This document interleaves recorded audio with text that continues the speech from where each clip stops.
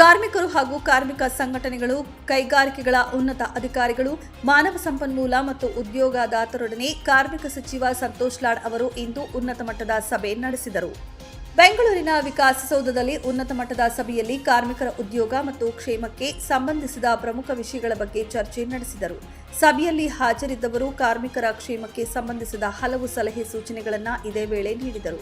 ಇದಕ್ಕೆ ಪ್ರತಿಕ್ರಿಯಿಸಿದ ಸಚಿವರು, ಕಾರ್ಮಿಕರ ಕಲ್ಯಾಣಕ್ಕೆ ಅಗತ್ಯ ಕ್ರಮ ಕೈಗೊಳ್ಳಲಾಗುವುದು, ನಿಮ್ಮ ಮಾಹಿತಿ ಮತ್ತು ಸಲಹೆಗಳಿಗೆ ಸೂಕ್ತವಾಗಿ ಸ್ಪಂದಿಸಲಾಗುವುದು ಎಂದು ಇದೇ ವೇಳೆ ತಿಳಿಸಿದರು. ನೀವು ದಯಮಾಡಿ ನೀವು ಅಸೋಸಿಯೇಷನ್ ಅವರು it's a very good thought ಇದೆ. ಸರ್ಕಾರ ಮಾಡುತ್ತೋ ಇಲ್ಲೋ ಗೊತ್ತಿಲ್ಲ, ಬಟ್ ಖಂಡಿತವಾಗ್ಲೂ it's a very good suggestion what you have made. I accepted, wholeheartedly accepted.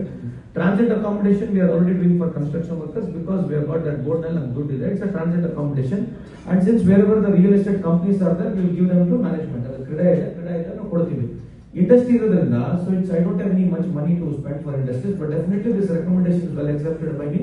I'll see to that. I'll speak to the industry ministry also. See to that. You will come with 50% of money, remaining 50% let the industry pay out. We can start this program. I can make a sincere ನಿಮ್ಮ request ನಾನು ಸರ್ಕಾರಕ್ಕೆ ಹೇಳ್ತೇನೆ. ಈ ಸಭೆಯಲ್ಲಿ ಕಾರ್ಮಿಕ ಆಯುಕ್ತರಾದ doctor ಎಚ್.ಎನ್. Gopalakrishna, ಕಾರ್ಮಿಕ ಕಟ್ಟಡ ಮತ್ತು ಇತರೆ ನಿರ್ಮಾಣ ಕಾರ್ಮಿಕರ ಮಂಡಳಿಯ ಮುಖ್ಯ ಕಾರ್ಯನಿರ್ವಹಣಾಧಿಕಾರಿಗಳಾದ ಭಾರತಿ, ಜಂಟಿ ಕಾರ್ಮಿಕ ಆಯುಕ್ತರಾದ ರವಿಕುಮಾರ್, ಅಪರ ಕಾರ್ಮಿಕ ಆಯುಕ್ತರಾದ ಡಾಕ್ಟರ್ ಮಂಜುನಾಥ್, ಕಾರ್ಖಾನೆಗಳು ಮತ್ತು ಬಾಯ್ಲರ್ ಸಂಸ್ಥೆಗಳ ನಿರ್ದೇಶಕರಾದ ಶ್ರೀನಿವಾಸ್ ಪಾಲ್ಗೊಂಡಿದ್ದರು. 9 ಲೈವ್ ನ್ಯೂಸ್, ಬೆಂಗಳೂರು.